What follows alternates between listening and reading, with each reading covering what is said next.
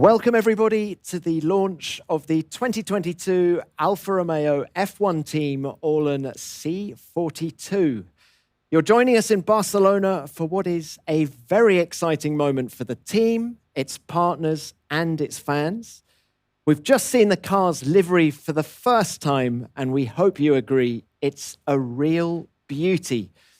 And to tell us about the car and the season ahead, we're joined, as you can see, from left to right by Robert Kubica, Zhou Guanyu, Fred Vasseur, Valtteri Bottas, and Jan Monchot. Welcome, gentlemen. Great to have you all with us. Fred, why don't we start with you?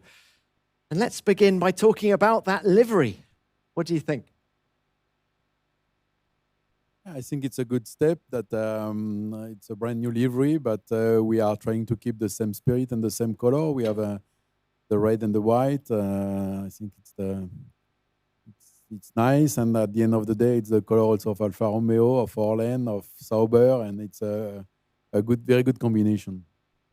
Valtteri, can I bring you in quickly? You've driven many different liveries in your Formula One career. Your thoughts?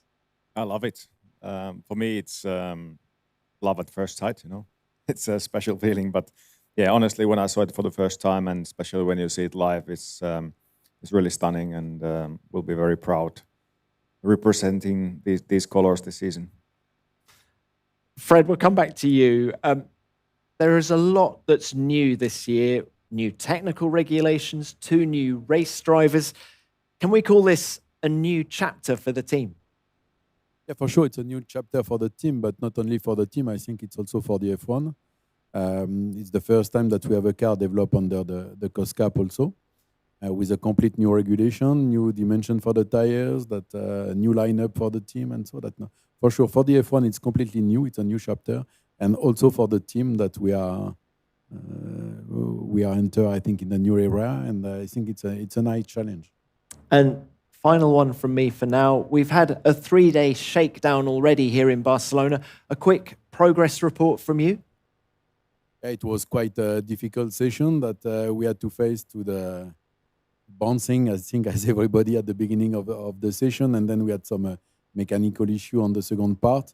But now we have to think and to be focused on the next one. That we are trying to fix everything for Bahrain, and we can have a look on the future. Thank you, Fred. We'll come back to you in a minute. So, Valtteri, how excited are you by the challenge ahead with this team?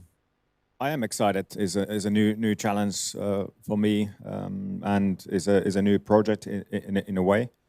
And you need a certain mindset for it, and I'm absolutely ready for that in this stage of my career that I've already gained quite a bit of experience.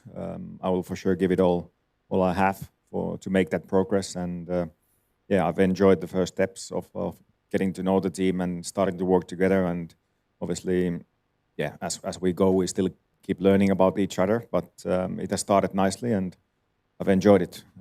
There's for sure work to do, and we all acknowledge it. And for me, it is exciting to see what the future brings.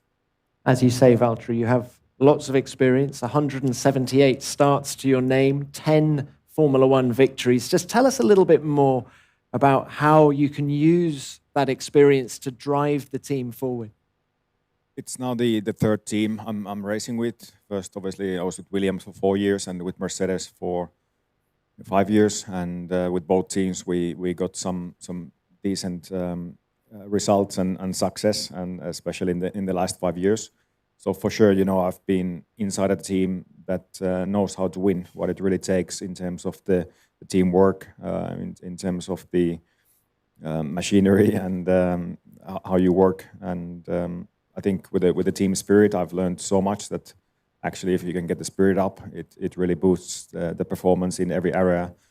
Of course, I've gathered some technical knowledge as well, and learned a few things about driving along the way. So I try to put all those things in the best use. Thank you, Valtteri. We'll hear from you again in a minute. Now, Zhou, Valtteri loves the livery. Give us your thoughts. Yeah, absolutely loved it. It's a beauty. I like red, obviously, and yeah, red with white combination, and it's the spirit of the team in the past. So keep that, and with a few tweaks on design. So I'm really happy with the delivery. and finally we can use the proper livery on track. It's always exciting.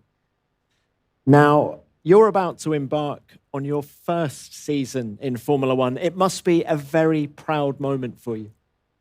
Yeah, for sure. Just for myself, first time driving a Formula One car, entering the whole season championship in Formula One is exciting. And not as well as, like the other said, with the new era entering Formula One, makes all the team also exciting. This game is really a teamwork that every single part of drivers, the people, staff working in the factory is involved with two cars on track. So there's so much effort put in, during the winter time, also pre-season, to be able to have the strongest package we can have. And yeah, I really love it. And the atmosphere in the team is always amazing. So I'm really looking forward to working alongside Valtteri and also together with the team. Now, Formula One is a big step up for all drivers. What's been the hardest thing to get used to so far? Firstly, I think, they really rely on the drivers. So you have to give very straightforward feedback and information, and that really can help the team move forward. And in the other hand, there's, from my side as a rookie, there's so much stuff I have to learn with the car, with all the switches, all the stuff in the car, and of course with the new tracks this year, and with the new crew around me, to understanding people well together. It's a combination of all sort of things all putting together. But yeah, overall, it's been a great experience so far at the first season testing. But yeah, I know there's still a long way to go. Still a lot of knowledge for me to get used to, and well adapting. But so far, so good. Well, thank you, Joe. Great to have you in Formula One. Robert, your turn now. Come on, let's get your thoughts on this lovely livery. Well, I'm not new, first of all. Yeah, livery, I think, as Fred mentioned, is a bit of a combination of all colors. The guys mentioned red and white. I will mention white and red, as these are Polish colors. So, of course, for myself and for ORLEN, is a great pride to represent our country in such a sport. And yeah, it looks good, but it has to ride even better. 2 new race drivers for the team this year. Does that put greater emphasis on your role? Well, I don't think so, to be honest. Of course, there is a lot of challenges this season, both for drivers, for a team, especially for designers, engineers, completely different regulations. And also for me a bit, with the limited time, you have to kind of be ready in case something happens. Of course, we don't wish our main 2 drivers, we hope they can race always, but as we have seen last year, there might be opportunity, and it might be that I have to step in, and this is not a easy position, easy role, and so you have to kind of learn as much as as you can as a team, also from my side. Of course, if there is needed help, I'm always here to help, and I hope we'll have a good season. Great. Thank you, Robert. And Jan, coming to you, thank you for waiting.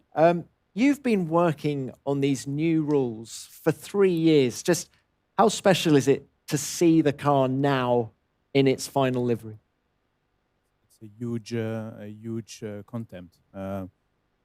Said 3 years. We had a break in 2020 because of COVID, obviously. So the last 12 to 15 months have been extremely intense, with a lot of challenge for our team. But the girls and ladies at home, the 500 and plus people working on the car and the project have delivered a awesome product, and we are very, very proud and quite excited to get the season started and see where we will be standing. Now, you've been in Formula One for more than 20 years. You've seen a lot of new cars in that time. How proud are you of the C42? Will depend on the results, but I think as an engineer, every year the new car is a nicest car. So it's I'm particularly proud of that car, but more because of the the challenges has been, because it has been the biggest regulation change at least I can remember in F1. And when you could see behind the scenes the amount of work that has been delivered by everyone in the company, then it makes you even more proud to see the car on track in reality and not just behind a computer screen. Have you been surprised by the variety of designs that we've seen up and down the pit lane already? Yes and no. The rules are very prescriptive in areas such as the front wing and the rear wing design, but we're not that surprised to see the different interpretation on the bodywork, which is visually giving the flair of all the cars we see on track.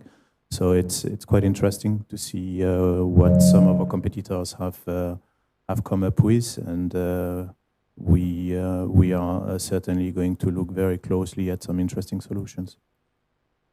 Thank you, Jan. Thank you to all five of you. We're going to come to the media very shortly, but our next question comes from one of our Socius fan token holders. It's from Ivan Puyo, and he asks to Valtteri and to Joe, what are the main areas of improvement that the new car will have? Who'd like to start? Valtteri, let's come to you first. Well, we need to first work on the improvements with the new car. If I compare to previous years, obviously, from very little feeling that you got that you can definitely follow the cars a bit closer. We will see in the first race if that is going to actually provide better racing, more wheel-to-wheel action. I really hope so, and for now, I'm hopeful that's going to be the case. But other than that, it's with the new car, with the mileage we've had, the biggest improvements are going to come step by step. We need to first understand the car still more, how to set it up, still learn about the new tires. It's fine details here and there. Joe? Yeah, I mean, Valtteri covered quite a lot, mainly from my side, of course, with the limited experience from the past, and a bit of changing with the driving style, because not just the new car with the 18-inch wheel tires, of course, you have to adapting from that. And yeah, it seems to be like, in terms of the car feeling, it's very similar, but a bit easier to following, of course, and hopefully that's, can see more exciting races like, we have in Formula 2, and that are always entertaining for the fans watching. And apart from that, I think as a team, there's still a long way to go, and we will always keep working and keep improving the car. But it's too early to say exactly what the car changes or difference from the past. But yeah, we just keep working the way we are now. And yeah. Okay, thank you, guys. Let's go to the media now on the video conference. And Dieter Renkin, please. I think you have our first question. Dieter. And then a sort of side question to the two drivers, please. One of the features of the new aero regulations is obviously ground effects.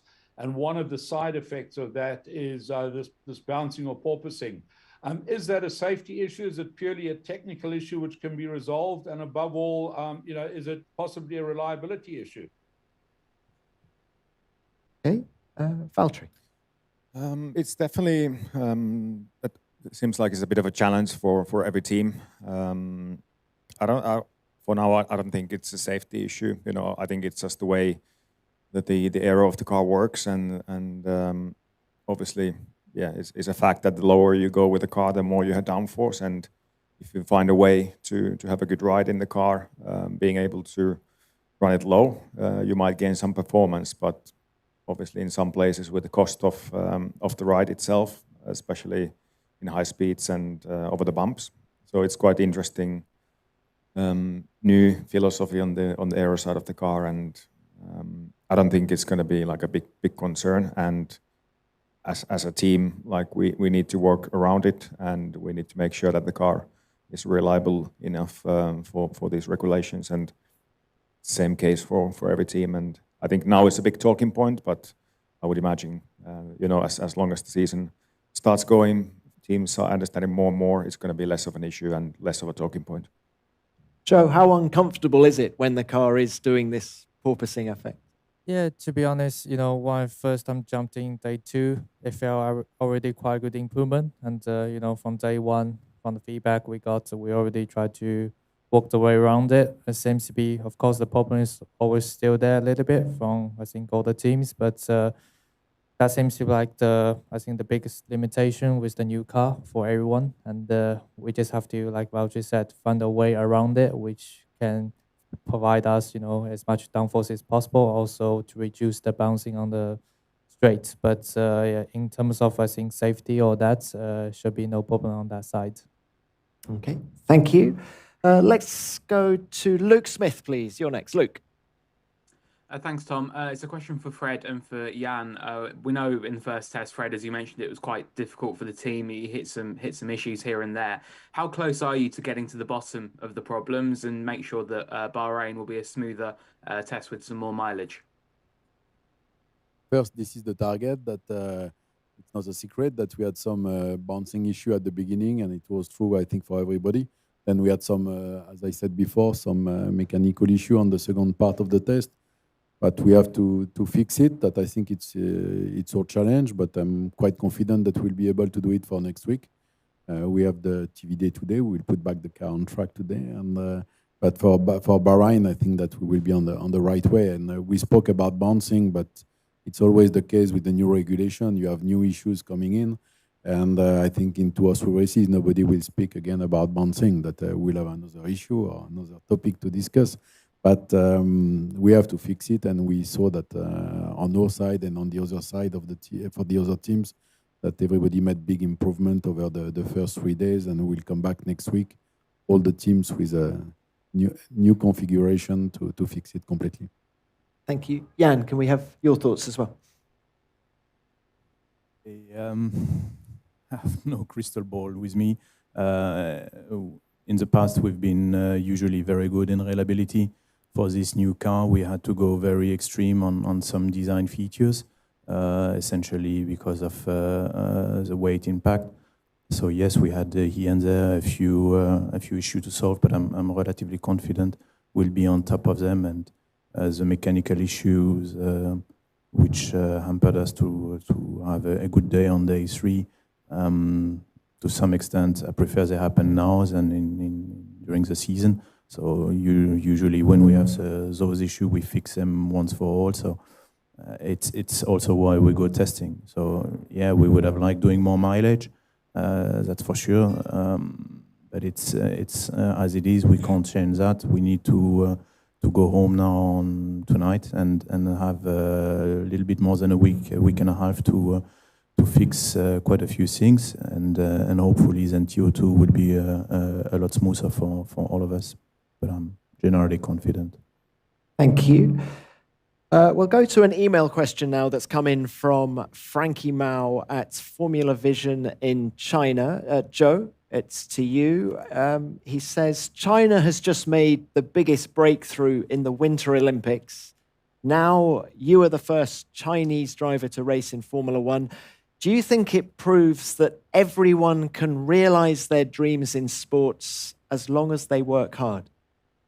Yeah, I mean, of course, that's the case. 2 years ago, I still don't know if I'll be sitting here today and, in the Formula One paddock. But even since then, I never give up with my dream. So since I had a dream, I decided to move out from China and to be, together with the professional team, work my way through with the proper Formula One ladder of the Formula racing, and been working super hard, sacrificed quite a lot for my life, and because I have so much passion about motorsports, and of course doing what you love, you always try to give everything you have every time you're out track, every time you are back in the garage with all the engineers together. And dreams do come true, I can say that now, but still, even if the dream come true, I want to be in Formula One also, showing performance, putting the good performance of myself on track, and then to reward the teams what they want or what they deserved.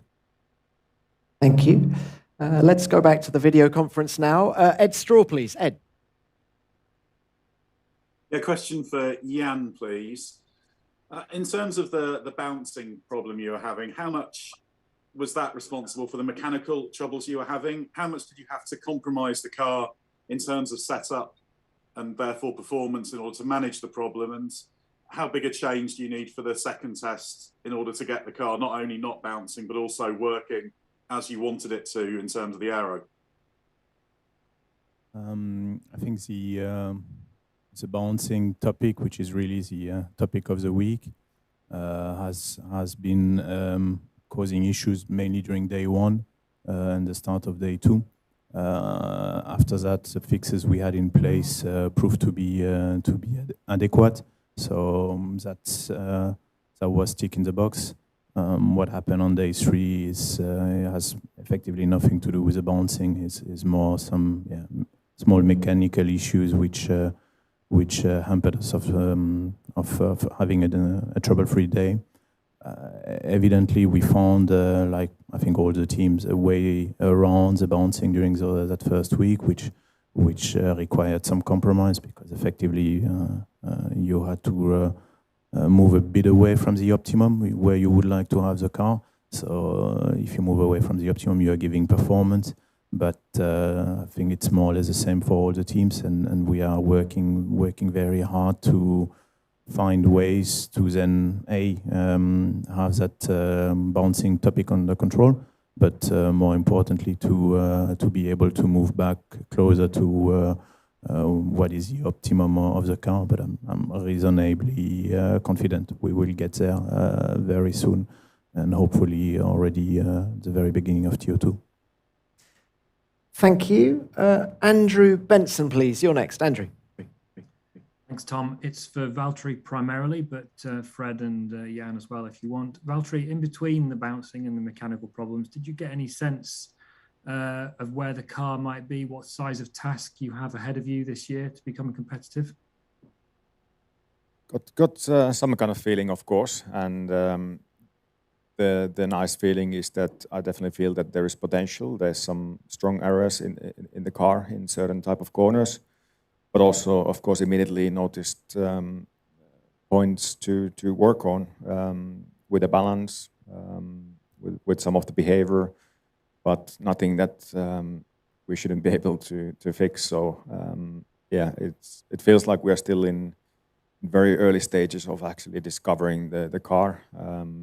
For me, it was quite limited running that we had, only with 2 different tie compounds, only with quite a very few setup changes, so there's still so much more to discover. So that's why we are really aiming to work hard between the test and hopefully get a bit better understanding in Bahrain. But there's work to do. I'm not saying anything against that, but also I feel like there is potential in this package, and I'm looking forward to discover more about it with the team. Thank you, Valtteri. Time is short, so we're going to go straight on to our next question. Adam, please. Adam Cooper. Hi, this one's for Valtteri, really. Can you talk a bit more about the following? Did you have much chance to follow other cars? Some drivers have said that there's a reduced slipstream effect, so even if you get close, it's going to be hard to complete a passing move. Didn't get that much experience on that. I didn't get super close to other car, but only thing I could feel that once I was like maybe 4 seconds away in the previous generation of cars, you would already feel a deficit in the corners, and you could feel kind of tiny bit of turbulent air. But in that distance with the new cars, it definitely felt like less effect. But that's pretty much as close as I got. But I did chat with some other drivers. They say they got close. They said they had less slipstream effect, but we'll see. We'll find out in Bahrain. But also, I think it's an important point that the DRS effect is bigger this year because of the wider wing. So maybe that will compensate the small loss of the slipstream. Thank you. Now, as you can see, Joe has had to leave us because we have a busy filming day here in Barcelona. But we can continue with the other 4 guys for a bit longer. And Scott, please. Scott Mitchell, you're next. Thank you. It's a question for Valtteri, please. Valtteri, you've talked before about what you learned from your time at Mercedes and alongside Lewis that will help you, be a leader in this team. I just wondered for you as a driver, you've also talked about missing that tiny last little bit up alongside Lewis. Do you think that being in this environment, being a team leader, will raise your game as a driver, make you a better driver? I absolutely feel that I have still, so much to do to get better and so much more to give to this sport. As a driver, I think you never stop learning as long as you want to. So, of course, I'm always looking at areas that I can be better, and it truly feels like now I can just, be the best version of myself instead of trying to be, something else and trying too hard. So, but in the end, it's going to be a team effort, and I don't, see me as the only leader of the team. We're in this together. That is the feeling, and of course I can guide the way they go if I feel like I have experiences from the past. But in the end, we're in this together with Guan Yu and with the whole team and with Robert as well. So yeah, but for now it's been a nice atmosphere, and I'm more than happy to be here. And again, I want to thank the team for this opportunity. Thank you, Valtteri. Let's go back to Ed, please. Ed Straw. Yeah, another question for Jan, please. In terms of the porpoising and the bouncing, was it worse than you anticipated, or were you prepared for that, given it is difficult to simulate it before you run the car? And in terms of the solutions, is it going to be a question of permanently running the car that bit higher than you intended, or are there ways, aero-wise, to get it more under control and prevent any stalling problems? To be fully transparent and honest, we didn't expect or we didn't anticipate that. We had discussed, let's say, during the last months about those kind of phenomenon that could happen, but since none of our tools, wind tunnel and other simulation tools, were somehow giving a hint of it, we were a bit taken aback, which I think has been the case for probably all the teams or most of the teams. In itself, we are. I would suspect, I don't know, that we are going to get that under control with some modification on mainly on the floor that will allow us to get a bit closer to our optimum. But with the current state of the rules, would also expect that we will have to settle slightly higher than we all thought at the beginning. So the question will be how much higher? Is it 3-5 millimeter, or is it 20? I hope it's going to be 5 because then the rework on the car will be less. But we'll see. We can have a chat in a month's time or so, and then I will be able to give you better, more precise answer. Thank you, Jan. We have time for one more question, and let's go back to Dieter, please. Dieter Renken. Thank you, Tom. Fred, your team seems to have been adding sponsors almost on a daily basis recently. It's not unique. Other teams have also suddenly ramped up their sponsor portfolios. What do you think this is a result of, this sudden increase in interest in Formula One commercially? Dieter, I think it's a combination. That first, the hype around the F1 is mega, that we can saw it last year on different events, that we had the biggest number of spectators of the F1 live in Austin last year. It was a mega event, and the TV audience are growing up. And I think that we are very, very attractive as a sport, more and more, and as a team also, because that we have ambitions. I think that we are building up a strong project with new sponsors coming in, and yeah, it's a great feeling to. Sorry if we bother you with the press release, but it's a great feeling to have new sponsor joining the team every day. Lots of new sponsors, exciting times ahead. We're going to have to leave it there. Thank you to all of our panelists. Best of luck for the season ahead. And thank you as well for the media joining us online. And if there are any further questions, please contact the comms team here at Alfa Romeo F1 Team ORLEN. Thank you, everybody. Here we go.